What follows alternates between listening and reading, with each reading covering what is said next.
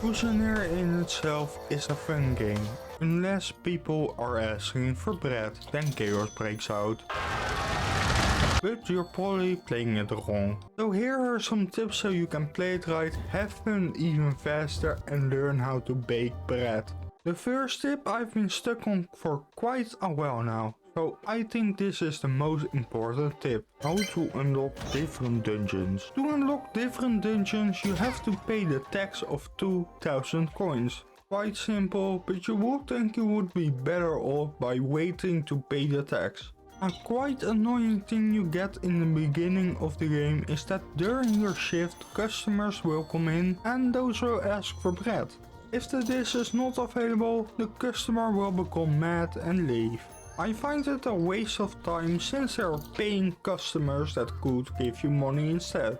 How to bake bread. Simply buy an oven in a carpenter shop. But if you haven't upgraded your restaurant a lot, then you can't get it, because you probably will only be able to install 1 or 2 cooking equipments. To build all this equipment you need wood, stone and more stuff. That's why you want to gather building supplies. It's good to gather supplies as soon as possible since you can make an oven with them. But you can also buy tables and chairs with them. This way you can serve more customers at the same time. And the more customers you get, the more money you get, and the sooner you can pay off your 2000 coin debt.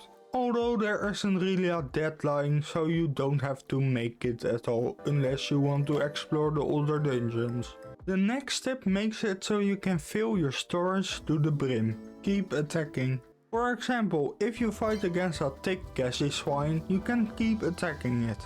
If you land your first hit, it takes a few seconds before it can hit again, making it so you can hit a second time.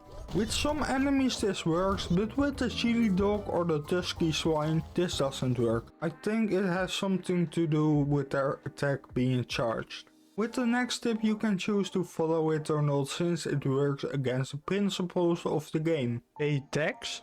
When the debt man comes to say you need to pay off a debt of 2000 coins, he doesn't say when, so you don't have to pay it. You can save up some money in the meantime, but this makes it so you can't get into a new dungeon and just have to explore the green ruins till you're willing to pay off your debt. I think in the first few hours of the game you don't need to pay off your debt, since you can just take your time and adjust to the enemies in the first dungeon, but later on in the game you have to pay it off. The next tip is quite handy for your restaurant. Upgrade tools. A bit later in the game you can upgrade your tools, making it so you can make 2 dishes at a time. Pretty handy. Cuts down the time for a customer to wait and get their dishes, allowing you to make more money.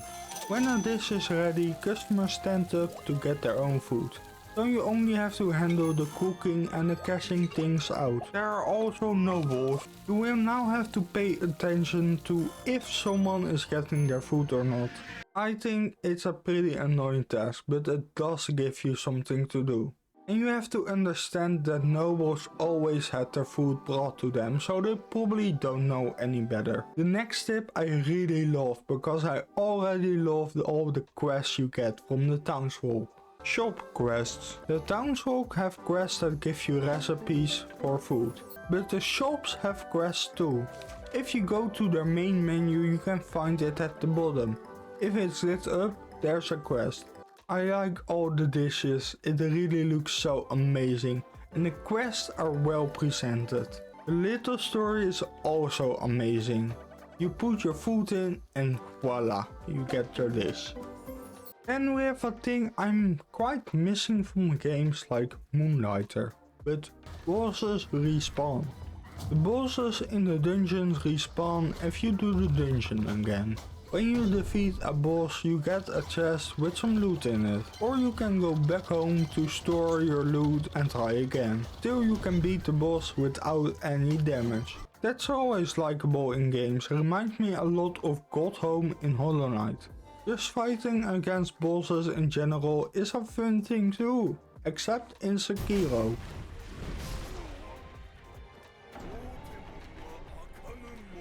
Different moves. In the game you have plates. You can throw those plates using a big undirected attack, but you can also do a small directed attack. You can also reload the plates so you don't have to melee attack at all. I think it's quite a handy move against all those smaller enemies, but not against bosses, since most enemies attack with close combat, so you can just keep your distance. There's an interval in this, but this is just too little time to get a combo of plates in. Decorate efficiently. Try to decorate your restaurant in a way where customers can get their own food as fast as possible. This makes it so you only have to worry about cooking and a cash register. You can also make them walk as far as possible to be quite evil. I'm not really a decorating person, but to make things work faster than they already were is pretty fun. Then you also need to pay for all that decorating stuff. Earn extra money. To earn a little extra cash, you are better off sparing some ingredients, because you can trade this stuff in so your fridge doesn't get full fast. Well, you trade the one ingredient in for some other ingredients. You can also upgrade your fridge, but knowing about the trader is more important. Do note that the trader is also one of those wandering traders, so it's not available on some days. The next tip is a really beautiful tip, because it's exactly like Moonlighter and I love Moonlighter, so this will be amazing as well. Stuff on body. You can die, or let's say you're allowed to die. Yes, some stuff in your inventory will disappear, but as with Moonlighter, the ones on your body you get to keep. So before you die, select where you want what. This is especially important when you have fought against bosses and got a chest with loot, since after the chest you're probably still going deeper in the dungeon and you get some rare loot from the chest. So just be smart and place the highest paying ingredients and some rare items in those body slots. If you like this video and want to hear about an amazing indie game like this, click here. Thank you for watching, until next time.